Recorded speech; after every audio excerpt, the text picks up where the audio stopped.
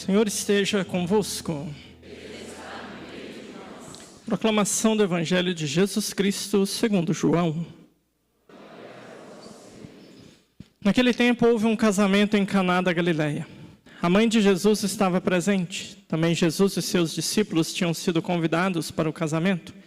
Como o vinho veio a faltar, a mãe de Jesus lhe disse: "Eles não têm mais vinho." Jesus respondeu-lhe: "Mulher, por que dizes isto a mim? Minha hora ainda não chegou." Sua mãe disse aos que estavam servindo: "Fazei o que ele vos disser." Estavam 6 talhas de pedra colocadas aí para a purificação que os judeus costumam fazer. Em cada uma delas cabiam mais ou menos 100 litros. Jesus disse aos que estavam servindo: "Enchei as talhas de água." Encheram-nas até a boca. Jesus disse: "Agora tirai e levai ao mestre-sala." E eles levaram. O mestre-sala experimentou a água que se tinha transformado em vinho. Ele não sabia de onde vinha, mas os que estavam servindo sabiam, pois eram eles que tinham tirado a água. O mestre-sala chamou então o noivo e lhe disse: "Todo mundo serve primeiro o vinho melhor, e quando os convidados já estão embriagados, serve o vinho menos bom. Mas tu guardaste o vinho melhor até agora." Este foi o início dos sinais de Jesus. Ele realizou em Caná da Galileia e manifestou a sua glória, e seus discípulos creram nele. Palavra da salvação. Maria Santíssima, nossa Mãe, vinde em nosso auxílio. Dai-nos a graça de compreender e viver a palavra do vosso Filho Jesus. Nossa Senhora das Graças.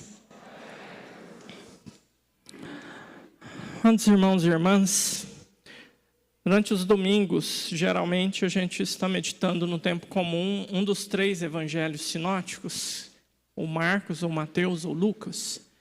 Ocasionalmente, são bem assim exceções da regra, aparece em um trecho do Evangelho de São João. São João, na verdade, a gente medita ele todos os anos, o Evangelho dele, né? Diferente dos outros que a gente vai fazendo um rodízio. Um ano Mateus, um ano Lucas, um ano Marcos, aí volta. São João a gente o medita nos momentos litúrgicos mais fortes, fora do tempo comum. No Advento, no Natal, principalmente na Quaresma, na Páscoa. Mas quando ele aparece no tempo comum, geralmente é uma oportunidade muito singular para a gente aprofundar um pouco mais no conhecimento desse evangelista. Diferente dos outros, São João ele tinha uma visão bem mais profunda do que aconteceu nas ações de Jesus. Talvez pelo tempo que ele maturou antes de escrever o seu evangelho, né?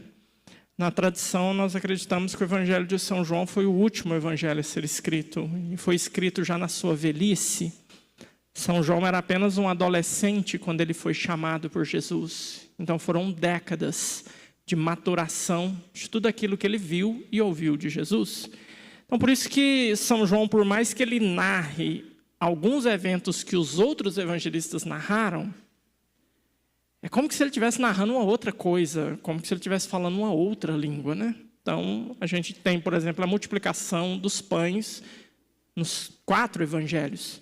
Mas quando você vê a de João, assim, é uma profundidade que os outros não foram capazes de intuir, né? Os evangelistas, eles chamam as ações extraordinárias de Jesus de milagres. João nunca usa a palavra milagre, ele usa a palavra sinal. Então, isso prova que ele não viu simplesmente uma ação extraordinária. Ele meditou em cima dela e por trás dela ele viu que Jesus quis dizer mais do que aquilo que foi feito.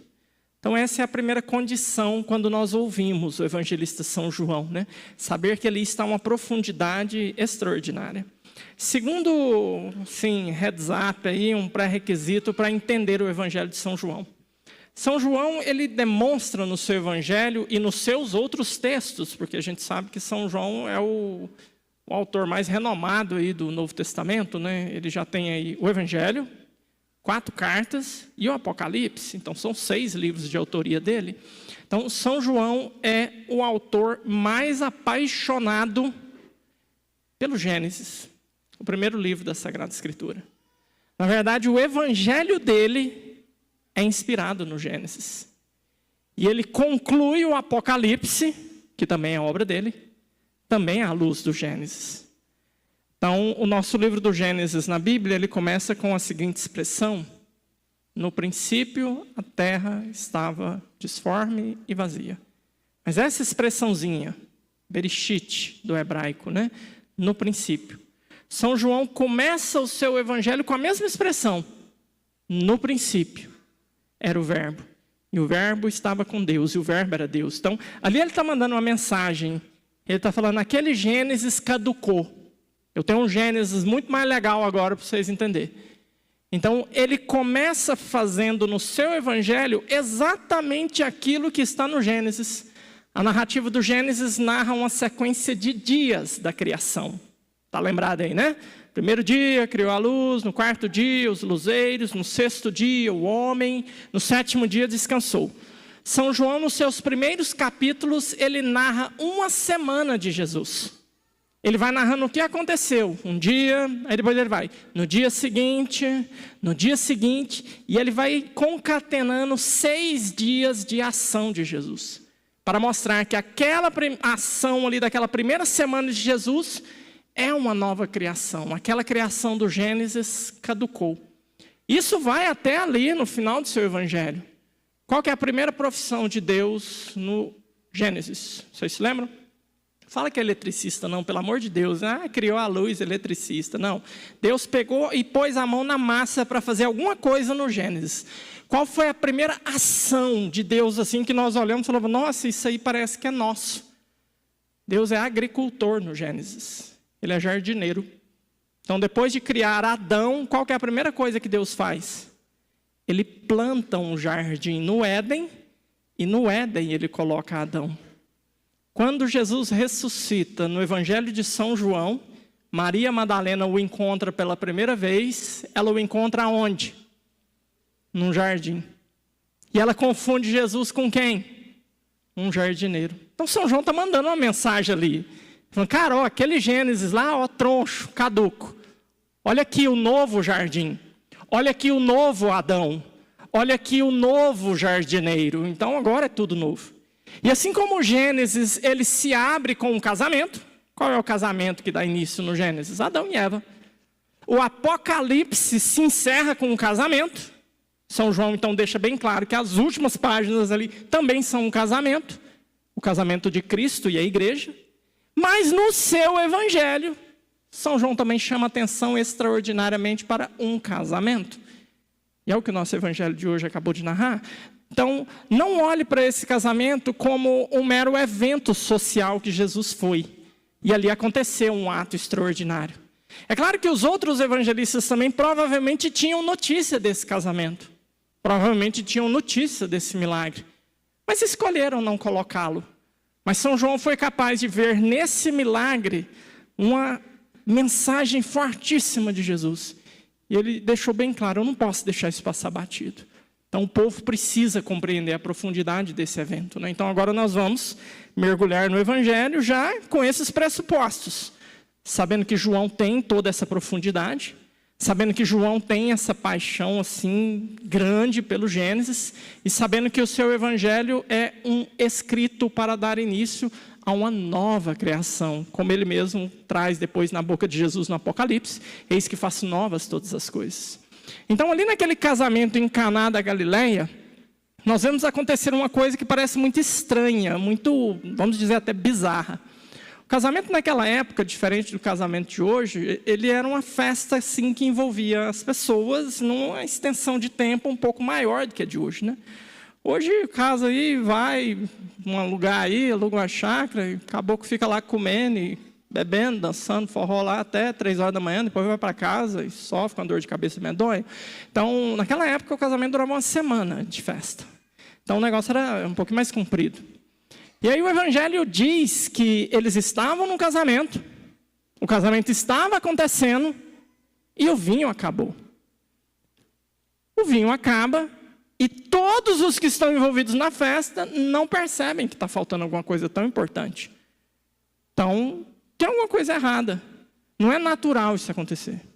Então, para nós aqui, seria mais ou menos que, tipo, sei lá, falar que acabou a cerveja, ou acabou o vinho, acabou uma coisa assim, talvez não vai fazer tanto impacto assim, porque não é todo mundo que bebe, né? Graças a Deus. Mas seria mais ou menos como que você ia assim num casamento, numa festa de casamento. Aí chega naquela hora ali da janta, né? O pessoal vai e faz uma reza e tal. Quando reza, né? E aí, vamos comer. Aí vai todo mundo lá para a mesa comer. Chega lá, as panelas tá tudo vazia. Eu falo, mas cadê a comida? Não é festa de casamento? Tem que ter uma jantinha, um negocinho, um balanga-beijo. Cadê? Não tem, acabou. Não, mas nem comeu ainda, ué. Não, acabou, não tem mais não. Acabou. Então, assim, para a gente ter noção de que falta alguma coisa muito importante, essencial, seria interessante a gente pensar em comida, certo? Mas naquele casamento faltou o quê? Faltou o vinho.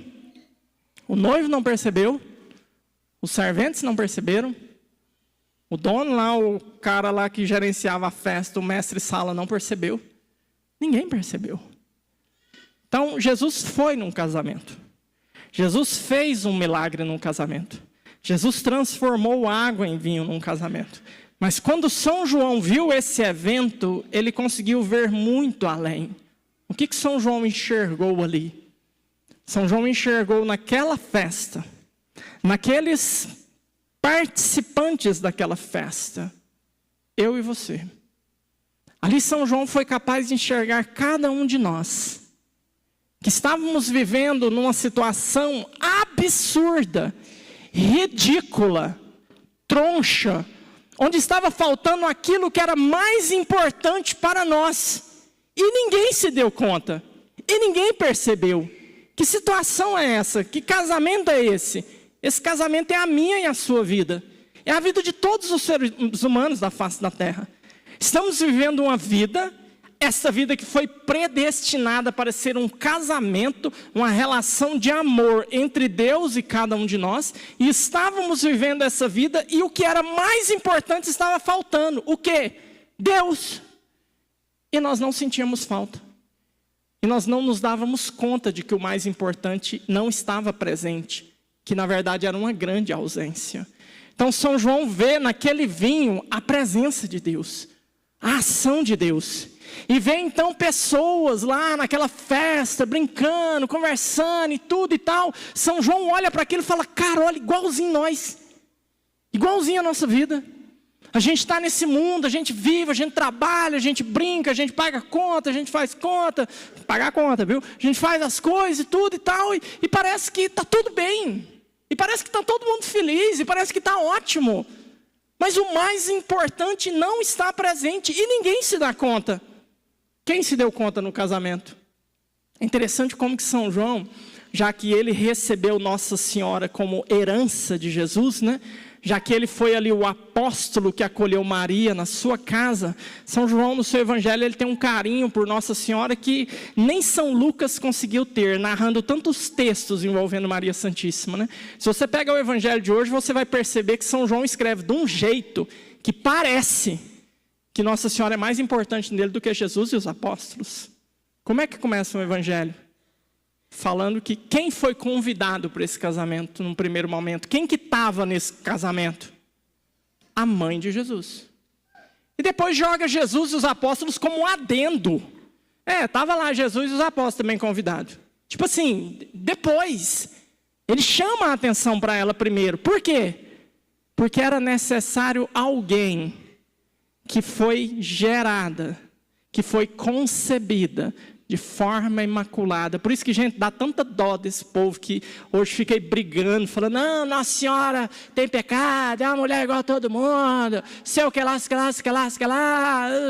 graças a Deus os adora, nem assim mais, né, minha filha, graças a Deus católica, né, minha filha, Deus seja louvado. Então, assim, mas dá tanta dó desse povo que é desse jeito, porque, cara, olha, no Evangelho de São João, ele deixa claro, tinha alguém ali naquela festa que tinha algo que ninguém lá tinha, ninguém.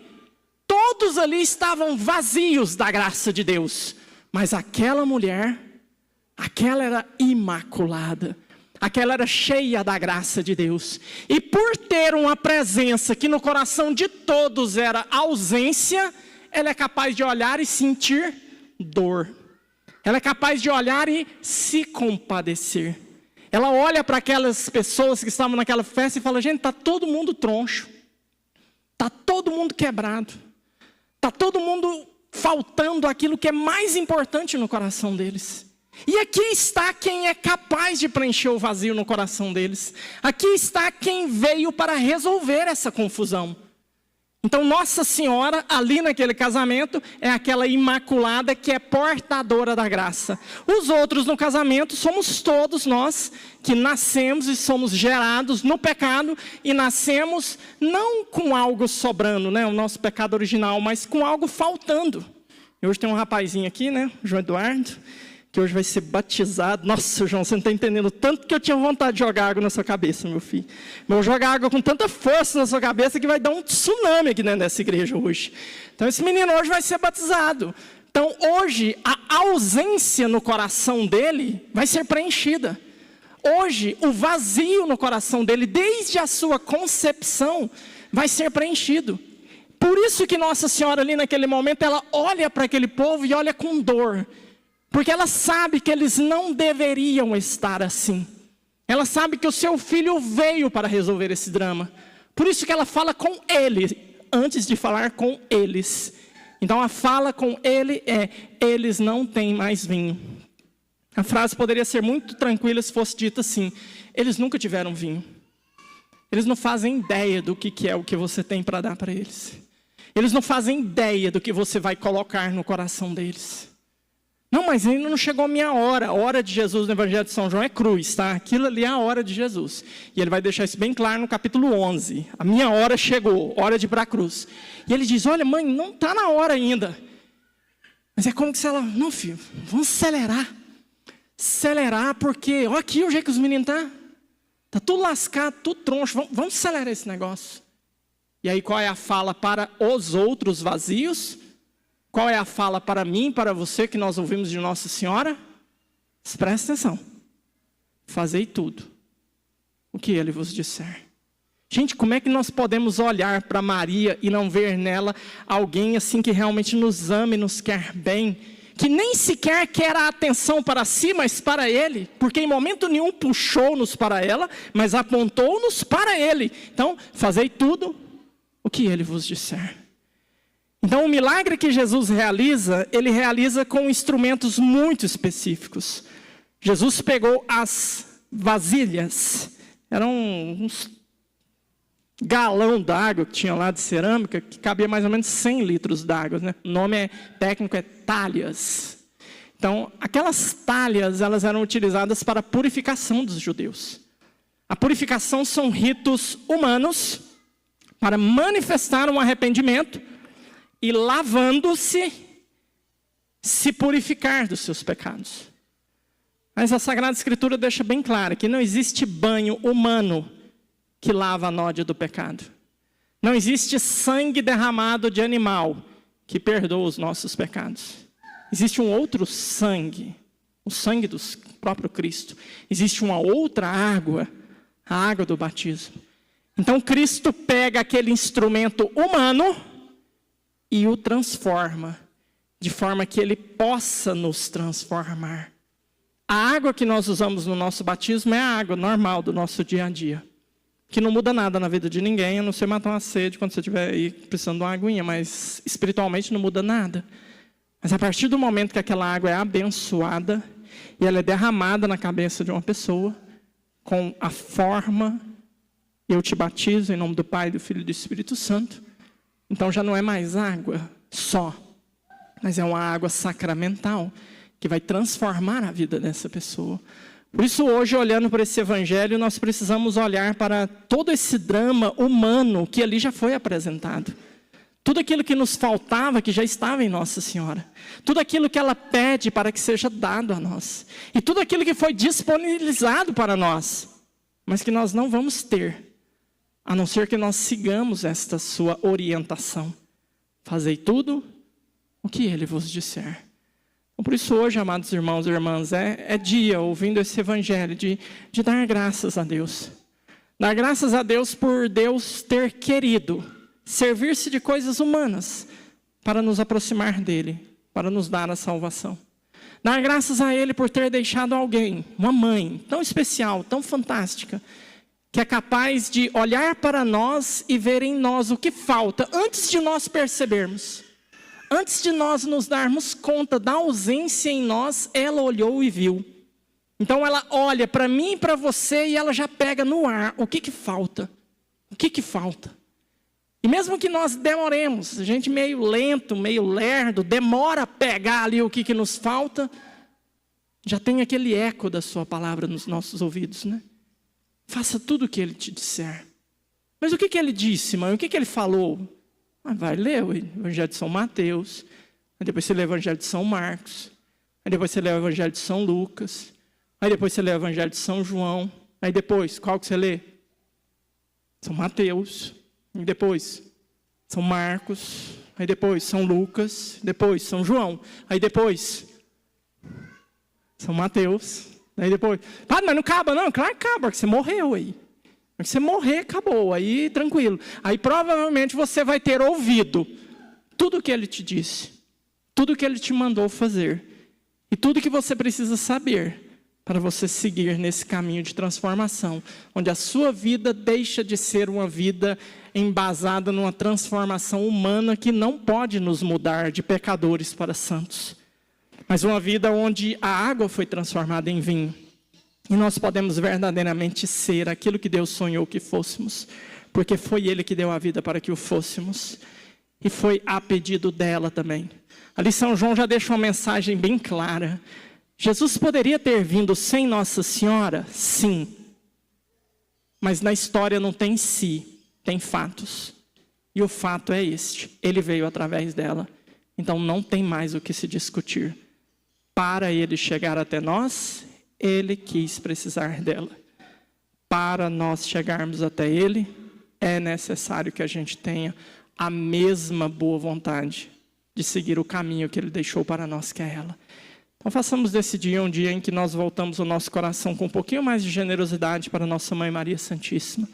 Agradecer por tudo que ela já fez na nossa vida, por toda a intercessão dela, mas continuar pedindo, continuar suplicando, para que essa transformação constante vá acontecendo.